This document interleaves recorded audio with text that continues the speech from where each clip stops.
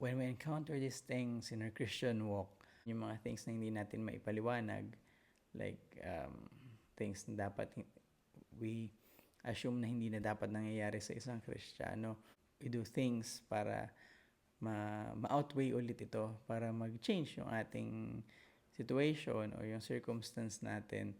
What we do, which is not wrong, pero we put our faith in these things, ay yung we sing songs, o kaya dinadamihan natin yung prayer, o kaya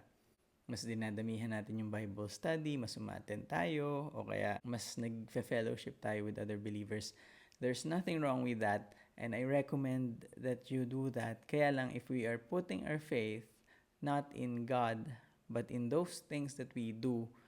then dun nagkakaroon ng mga